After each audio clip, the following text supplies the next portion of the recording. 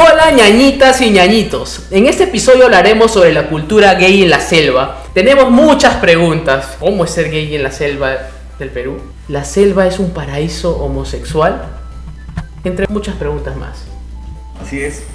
Hola, ¿qué tal, ñañitos y ñañitas? Bueno, sabemos que este tema es bastante controversial, ¿no? Desde el entendido de que existe una percepción, ¿no?, sobre el hecho de que ser homosexual en la Amazonía, sobre todo, es un tema como que se siente con bastante libertad. Pero vamos a profundizar un poco más sobre este tema, y para eso justamente tenemos a un invitado. Él es Víctor Manuel Nieves Pinchi, tiene 45 años de edad, nacido en Tarapoto, fue el primer alcalde abiertamente homosexual en Perú, es activista y asesor en incidencia política LGTBI y políticas públicas. Acaba de lanzar un libro titulado El último color, que fue declarado por Infobae como una de las revelaciones literarias. A través de su narrativa busca cuestionar el comportamiento de una sociedad que cojea ante la igualdad con voz provocadora y sensible. Además, es egresado de la maestría en escritura creativa de la Universidad Nacional Mayor de San Marcos. Es conferencista, docente universitario, escritor y poeta. Bienvenido, Manuel. ¿Qué tal currículum? ¿Qué tal presentación? Dios mío. Bueno, a esto yo quiero agregar algo. Por el mismo hecho de que seas activista LGTBI, a mí ya dije, wow, este pata está orgulloso de lo que es, ¿no? Entonces, y está fuera del molde, ¿no? Ya te seguía, creo que nos seguíamos en algún momento los dos en redes sociales, y luego te perdí porque cambiaste tus cuentas, no sé, las eliminaste y te perdí y ya no te seguí en la otra, creo. Entonces, recién hemos retomado el contacto y bueno, felizmente hemos retomado el contacto y bueno, bienvenido y gracias por estar aquí con nosotros, de verdad. Para nosotros es un placer estar contigo. Gracias a ustedes, chicos. Yo tampoco sabía que tenía tanto currículum, ¿no? Precisamente creo que de eso se trata, ¿no? De ir abriendo espacios donde podamos comunicarnos libremente, solo con el único propósito de mantener la igualdad, ¿no? Y el respeto, sobre todo, que es lo que más exigimos, porque los activistas consideramos que estos 10 años que van a venir van a ser años en los que no vamos a ganar un solo derecho, ¿no? Entonces, consideramos que por lo menos debemos exigir respeto, igualdad, tolerancia, ¿no? Aunque no está bien quizá hacer incidencia en algo tan básico como el respeto, ¿no? Como la igualdad, ¿no? O la tolerancia, porque ¿en qué podría faltarte yo al respeto diciéndote mi orientación sexual, ¿no? Porque yo no soy solo una orientación sexual. Al que tienen al frente es un ser humano, es un profesional, es un hijo, es un tío, ¿no? Es un ser humano nada más, ¿no? Claro, y tu orientación no te hace ni más ni menos que las demás personas. Claro, no me hace ni menos competente, ni más competente, ni menos ser humano. Pues solo es una orientación nada más. Muy al margen del género, ¿no? Yo creo que ahí está la situación, ¿no? En cómo nos vemos, de cómo nos percibimos nosotros, siendo homosexuales, heterosexuales, sí, o cualquier género que la gente se identifique, ¿no? Y que le haga sentir bien, que se sienta feliz. Así es. Cuéntanos desde tu experiencia, ¿no? Porque tú has sido político. Actualmente entiendo que no estás dentro de este ámbito, pero desde tu experiencia como político, ¿cómo ha sido esto de afrontar a una sociedad que, bueno, como todas tal vez no estaban acostumbradas a tener como autoridad a una persona de orientación sexual, orientación homosexual? Sí, mira, acá hay un tema muy importante que es el empoderamiento. Así les cuento brevemente cuál era mi estrategia desde la escuela. Desde la escuela yo me daba cuenta que me atraían los chicos. Te estoy hablando de 5 o 6 años, o de la memoria más lejana que pueda tener, no que se acerca a la infancia. Entonces, yo veía que a otros chicos que tenían ciertos manerismos, ¿no? Los pegaban, los maltrataban. Y yo en casa me crié sin violencia, sin malas palabras, ¿no? Era un niño muy correcto, digamos. Y al ver esas cosas a mí me chocaba porque yo siempre estudié en colegios fiscales, en colegios nacionales. ¿En qué año, disculpa, más o menos? 82. 82. Mi primer grado. Que es importante mencionar también el año. Sí, para contextualizar. ¿No? Sí. Entonces, aprendí que si yo era buen alumno, ya tenía algún tipo de privilegio. Si yo era buen deportista, también. Y entonces así me di cuenta que el empoderamiento es muy importante, ¿no? Pasó el colegio, que era la parte más complicada, digo yo, porque en la juventud, pues en la adolescencia es una explosión de hormonas, ¿no? Entonces las agresiones se hacen más frecuentes. Y usé la misma técnica, pero en macro, ¿no? ¿Cómo así? Bueno, ahora me toca ser el mejor alumno del colegio, ¿no? El mejor deportista.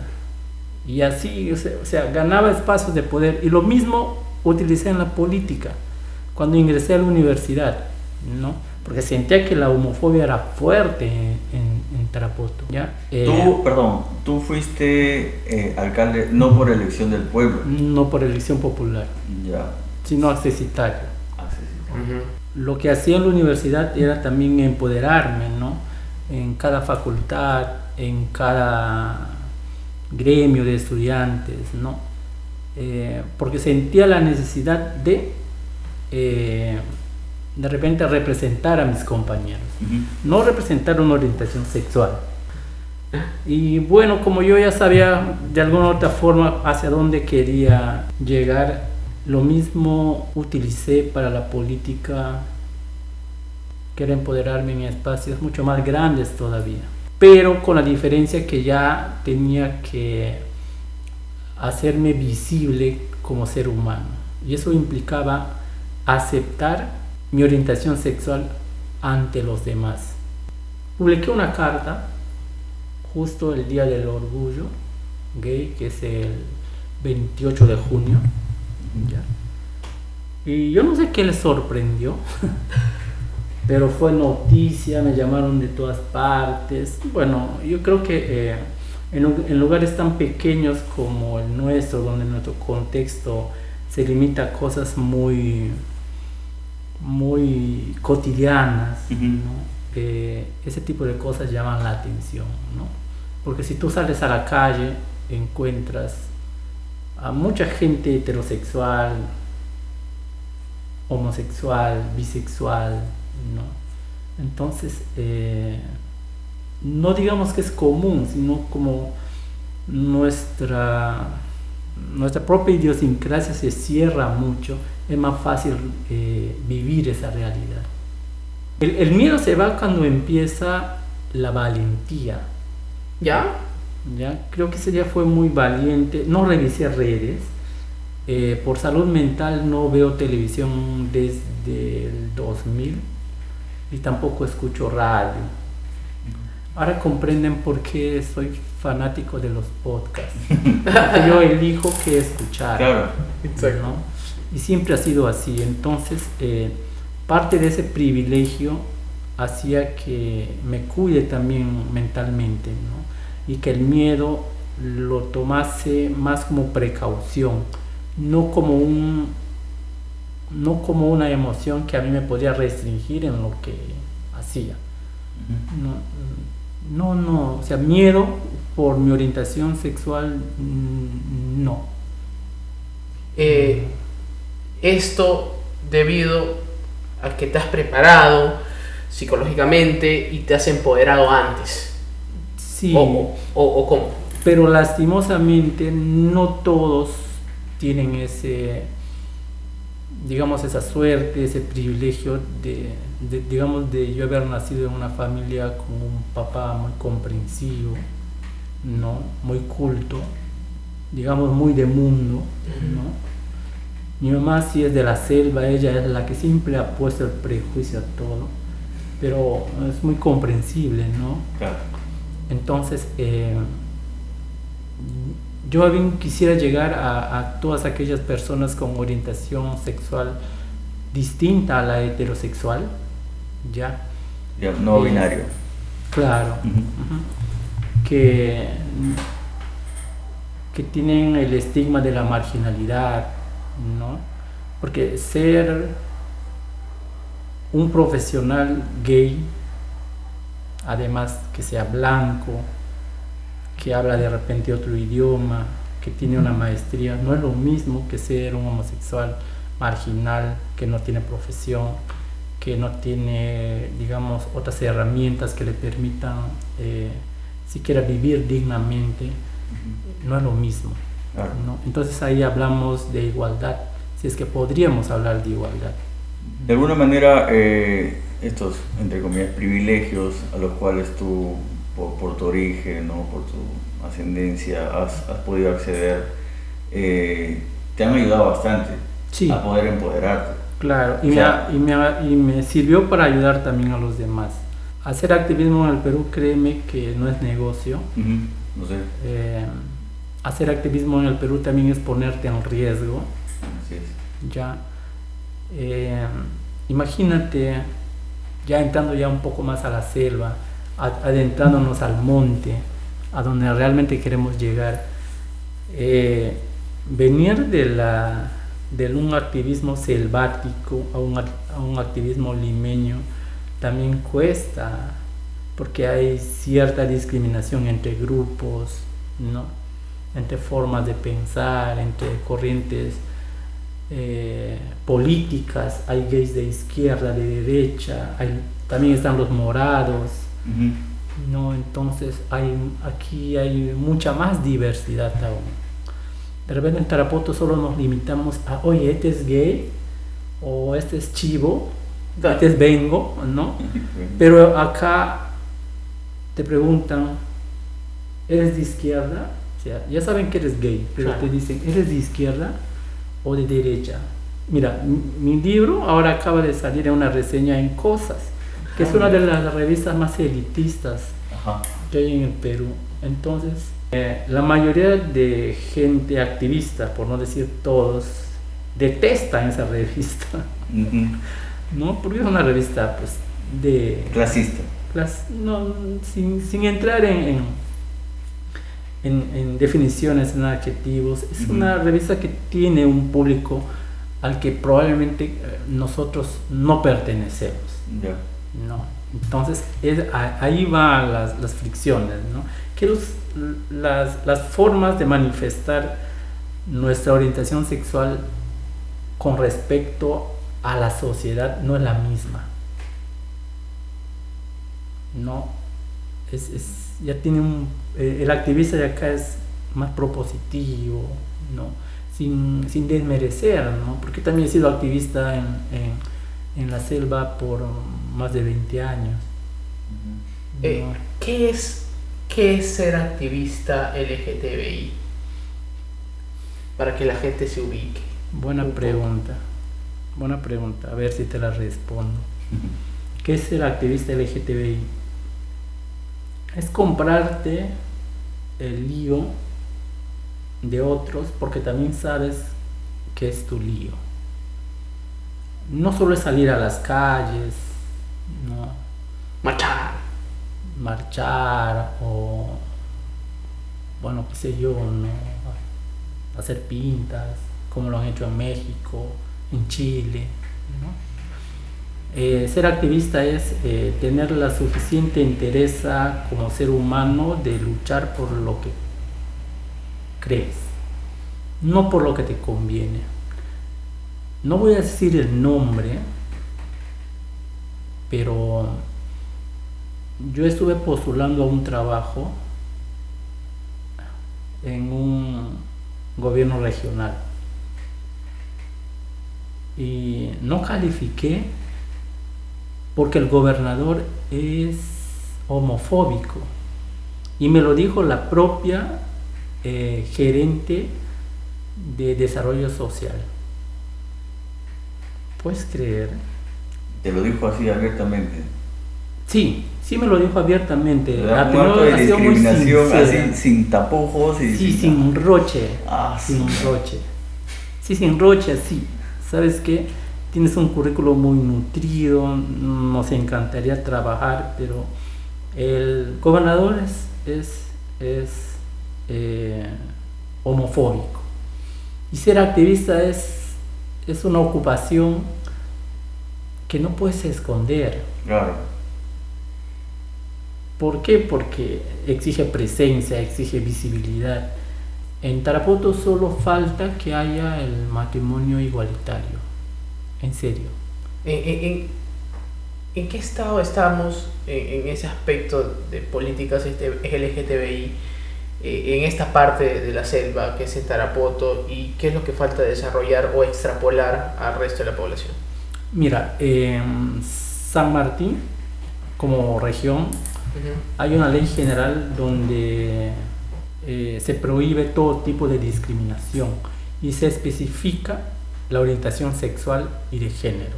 Nosotros como municipalidad en aquellos tiempos ratificamos esa ordenanza regional y la convertimos en algo más específico aún, que es la ordenanza municipal, digamos, ¿no? Todo establecimiento que atienda al público, a cualquiera sea el giro del negocio, tiene que tener la ley pegada juntos con la licencia de funcionamiento, si no, no funciona. Bueno, en esos tiempos, ¿no? En teoría. Sí. Sí hay buenas bases legales para prevenir la discriminación en San Martín. Sí. ¿Eso lo has instalado tú o ya estuvo? La regional ya estuvo, fue si no me equivoco, en el segundo gobierno de César Villanueva. No, sí. ¿Del 2010? Claro. 2010, 2012 creo. Y la otra sí lo hicimos bajo mi asesoría y después bajo mi seguimiento cuando fui regidor. Ya cuando fui alcalde hicimos otras cosas, como que para prevenir más esas incidencias de abuso de poder, de autoridad hacia las mujeres, ¿no? Que también es una población vulnerable. Claro. ¿No? Y así hemos ido construyendo una base legal muy buena en Tarapoto. Al tema que escuché primero es que decían que si Tarapoto es un paraíso homosexual. Sí, claro, esa es una pregunta que te iba a hacer. ¿Lo es? Yo creo que sí, porque si las personas LGTBI tuvieran más conocimiento de las ordenanzas que tienen carácter de ley, exigieran más derechos. Curiosamente, yo trabajaba con el defensor del pueblo para eso, ¿no? ¿Por qué? Porque los policías, cuando encontraban a las chicas trans, las metían en un camión y las dejaban por las cataratas de la Huachiaco. Que por ahí la botaban. Sí. Y yo tenía... ¿Y por qué? O sea, era su forma de... no sé, porque... penalizar, castigar a... La ley es bien clara.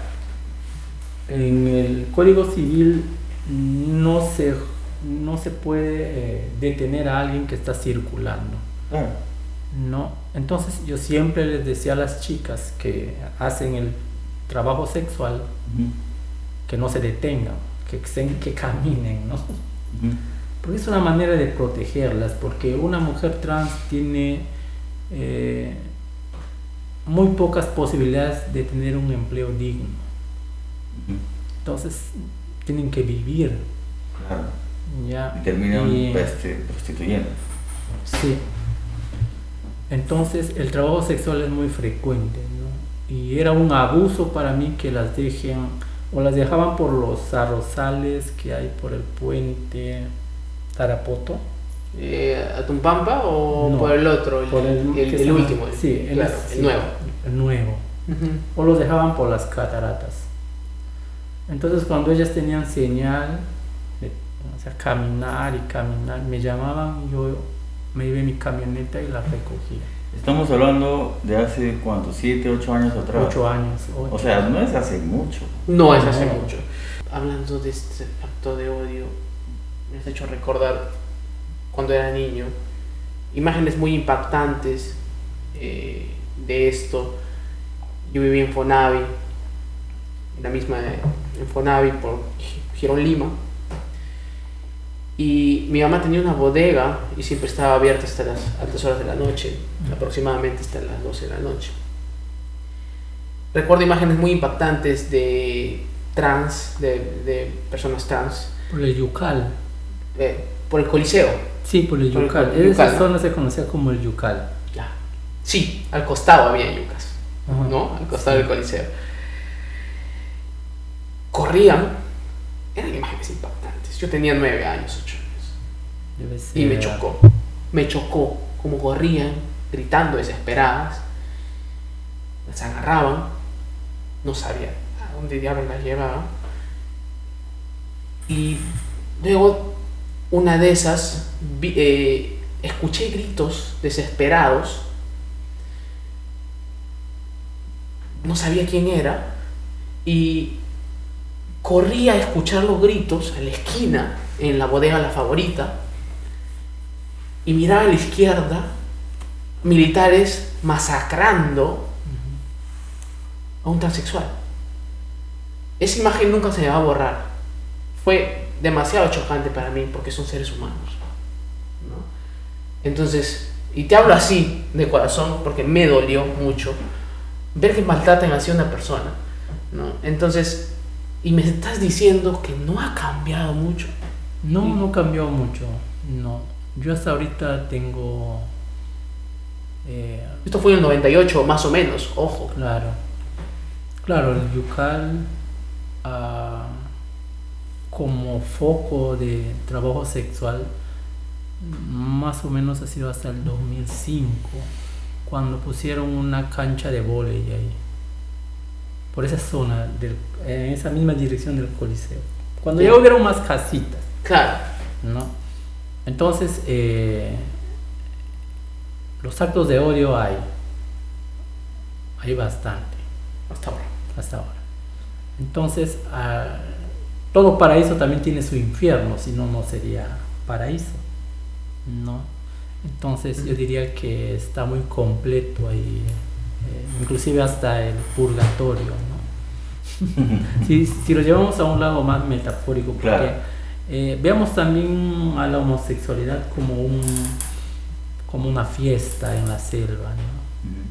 Que no todo es malo tampoco, o sea, desde el punto de vista que la gente, generación tras generación, va afrontando estos procesos culturales, ¿no? Porque son procesos. Así es. Lo que en los años 50 besarse en la boca era casi un pecado, ¿no? En muchas de las cintas, como en Cinema Paradiso, los curas cortaban las escenas de amor, ¿no? Ajá. Entonces, poco a poco eso se ha ido quizá despercudiéndose, ¿no? Claro. Entonces, ahora ya un beso en la boca es normal, un beso en otras partes del cuerpo es normal, ¿no? El placer ya ha dejado de ser una enfermedad o una desviación de la conducta, Un tabú. o un tabú, ¿no? Entonces, Eso pasa aquí en cualquier parte del mundo, ¿no? A lo que yo quiero llegar es que, ¿por qué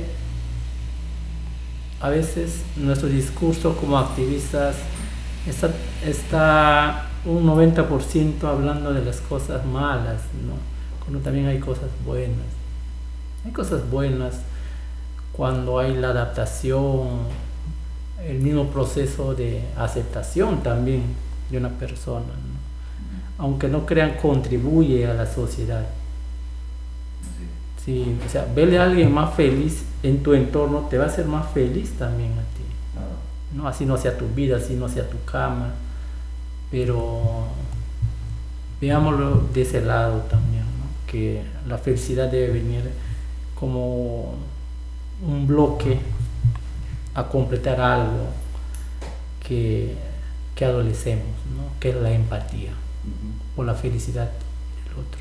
No, hecho que sí, las emociones se contagian, sean positivas o negativas. Claro. ¿No? Así es. De hecho, ¿tú crees que en todo el Perú relacionan a la selva con homosexualidad? ¿Que existe ese prejuicio? Quizás no lo relacionan directamente con la homosexualidad, sino con el mismo hecho de divertirse plenamente. Cosa curiosa que siendo Lima una ciudad cosmopolita, acá hay discotecas gays. En la selva no hay discotecas gays, porque pueden entrar todos en la misma discoteca. Todas y todos entran a Anaconda. Bueno, yo me quedé en Anaconda, ya no sé qué discotecas habrán. Pero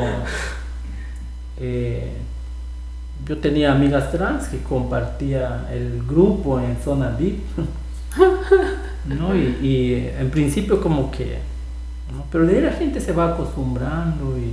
Allá la gente está más acostumbrada, Sí. ¿no es cierto? Sí. Está más acostumbrada. En ese sentido el prejuicio de clase no es muy fuerte. Sí.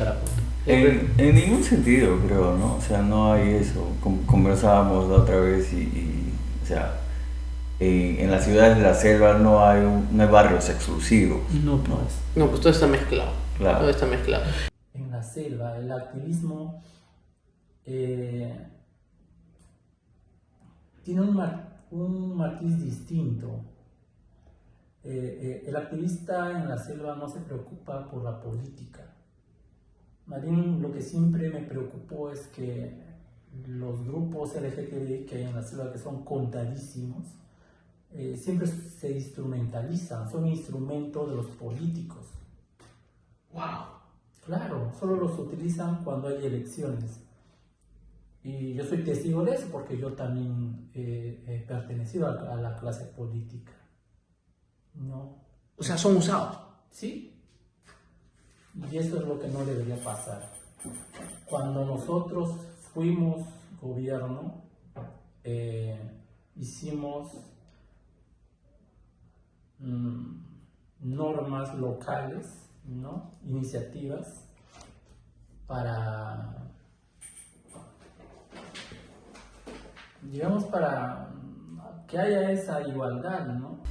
En algún momento pusiste la bandera del orgullo LGTBI en la municipalidad. No. Wow, 9 metros tenía la bandera. Inmensa. Sí me acuerdo. 6 de ancho.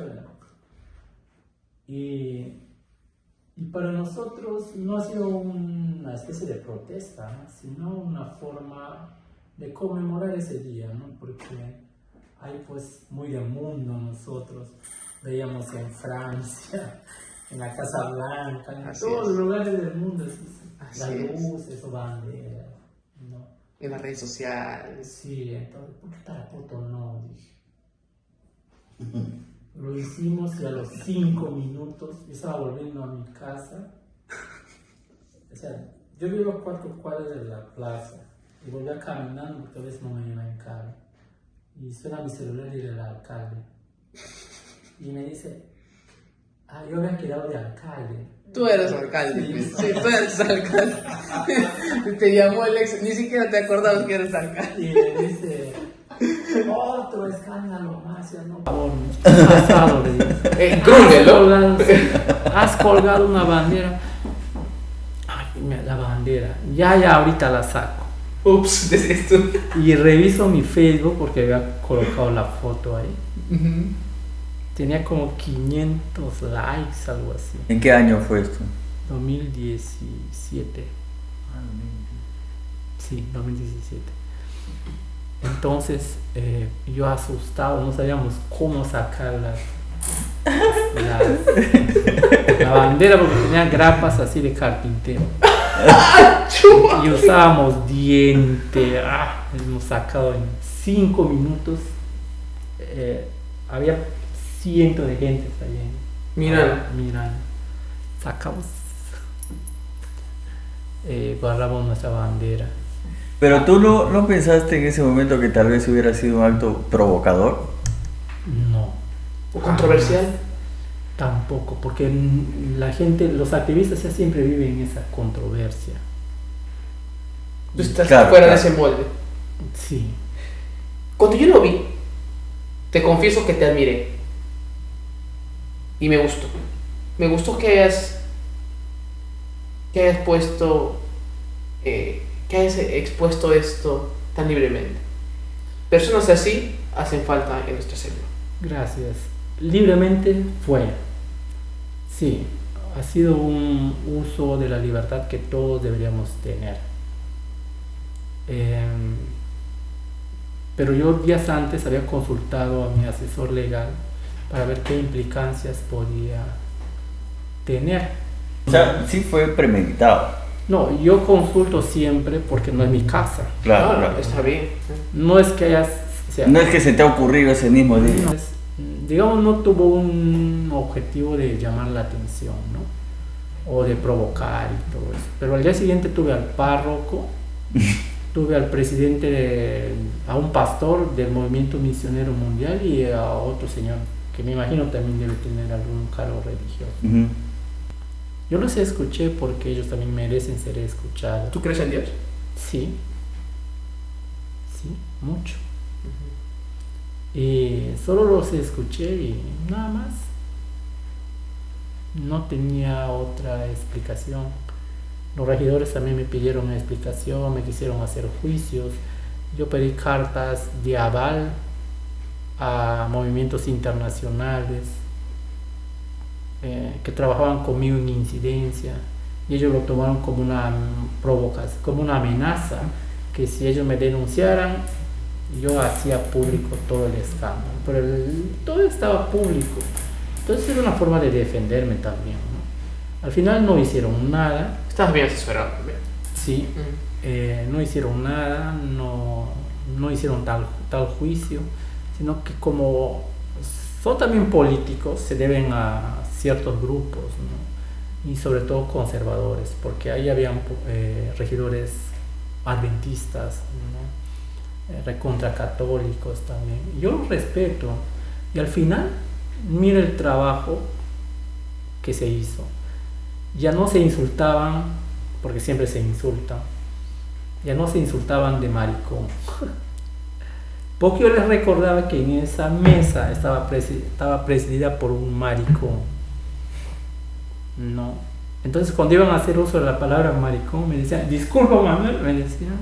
O sea, de alguna u otra forma esa incidencia estaba quedando grabado en que maricón no es el homosexual, sino el cobarde, el de esto, lo otro. Aunque lo asociaban de la manera que ellos querían, pero ya había como que un límite, ¿no? Y creo que fue una buena experiencia con los regidores. No habían regidores abiertamente homofóbicos. Ahora, para terminar, quería agradecerte mucho por tu tiempo, por tu paciencia también, porque nos estuviste esperando. Estamos grabando otro episodio antes y ante todos nuestros ñañitos y ñañitas, agradecerte mucho, de verdad, con mucho cariño de todo corazón, de Nelson y mío, ¿no? Gracias a ustedes, chicos. Después de mucho tiempo podría decir yo también ñañitos y ñañitas. Mira, como no se me ocurrió en vez de decir de todos y todas, ¿no? Sino decir a los ñañitos y a las ñañitas. Es encomiable también la labor que hacen. Gracias, Mucho. gracias, Manuel. Porque así mantener nuestros orígenes vivos, me recuerda esta frase ya para terminar. Quien no sabe de dónde viene no va a saber nunca dónde va, ¿no? Y ustedes ya tienen el camino hecho. Gracias, Manuel. Gracias. Gracias, amigo. Bueno, ñañitos, ha sido realmente un honor, Manuel, poder conversar contigo. Y nada, creo que en realidad creo que todos hemos aprendido algo el día de hoy. Gracias, Manuel.